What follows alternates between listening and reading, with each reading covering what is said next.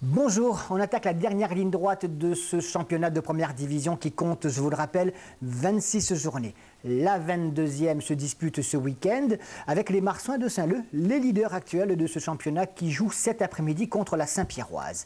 Mais les Dauphins des Marsouins de Saint-Leu jouaient hier soir en match avancé avec par exemple la Tamponnaise qui se trouve actuellement à 10 points tout de même des Marsouins de Saint-Leu. La Tamponnaise qui au stade Roland-Garros recevait la Saint-Pauloise. La Saint-Pauloise qui elle se trouve par contre dans les profondeurs du classement avec 3 points seulement d'avance sur le premier relégable. Direction le stade Roland-Garros pour Tamponnaise, Saint-Pauloise sur les images d'Éric Folio.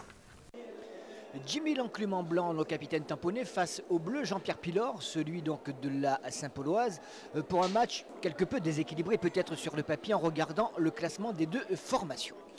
Et c'est vrai que sur le terrain également, on va s'apercevoir que les tamponnés en blanc donc vont être les premiers à l'attaque, avec ici Rado qui se fait contrer de justesse par la défense saint-pauloise.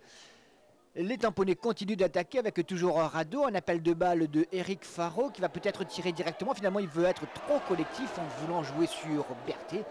La balle trop mal ajustée est captée sans trop de difficultés par Philippe Var.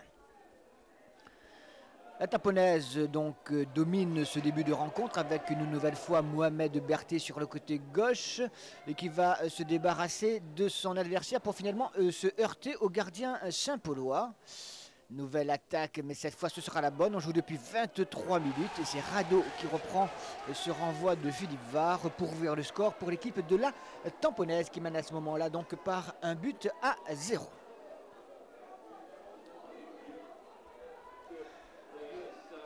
Côté Saint-Paulois, premier remplacement, puisque Sully Francia, blessé, cède sa place à Eddy Rivière. Des Saint-Paulois qui vont se créer une petite occasion sur cette tête, donc renvoyée une première fois, finalement repris magistralement, mais juste à côté des buts de Michael Tsenton. Rado va finalement ajouter lui un deuxième but sur cette action partie d'un contre. 2 buts à 0, ce sera du reste le score à la mi-temps. 2 buts du capitaine de la sélection malgache par ailleurs. 2 buts à 0 et ce n'est pas d'ailleurs pas fini. En cette fin de première mi-temps, la Tamponnaise aurait pu inscrire un troisième but avec ici Laval qui se heurte à Philippe Var. En tout cas qui voit sa frappe être captée par le gardien saint-paulois. Je vous le disais donc 2 buts à 0 pour la Tamponnaise à la pause. Le score semble être particulièrement confortable. Et puis la Saint-Pauloise au retour des vestiaires va donc se manifester avec ce raid de Ricardo Nabot. Une première fois contré, le ballon n'est pas pour autant perdu. Il revient donc pour les Saint-Paulois avec une nouvelle balle contrée par le gardien Michael Tsenton. Mais cette fois, cette faute de Laval dans la surface de réparation amène l'arbitre à ordonner un pénalty. Michael Tsenton en état de grâce. Face à lui, il y a Falaris pour un beau duel. Et c'est finalement donc le gardien de la Tamponnaise qui parvient à repousser le tir de l'avant-centre saint-paulois.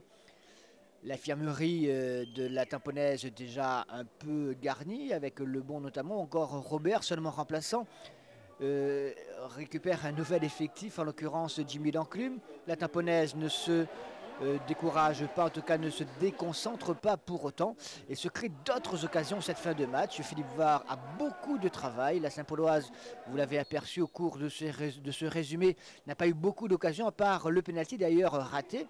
En tout cas arrêté par Michael Tsenton. Un nouveau blessé côté tamponné, cette fois c'est Mohamed Berthet qui doit quitter ses partenaires. 2 buts à 0, on croit s'acheminer vers ce score final. Mais c'est vrai que la domination de la Tamponnaise est particulièrement évidente. Et ils vont ajouter un troisième but, non pas sur cette frappe d'Eric Faro. Les dernières minutes donc sont particulièrement difficiles pour l'équipe de la Tamponnaise.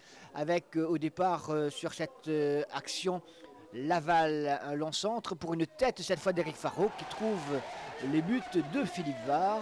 3 buts à 0 pour les Tamponnais, donc confortable avance. À ce moment-là, plus rien ne peut leur arriver. Ils ont les 4 points en poche.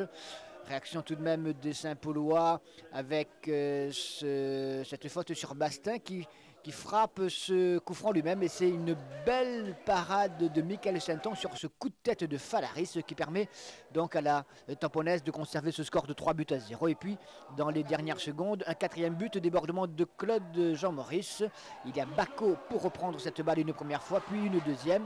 Et c'est finalement donc le joueur de la Giovanni Sangoro, le capitaine de la Tamponnaise, qui inscrit le 4e but tamponné 4-0 donc pour les sudistes.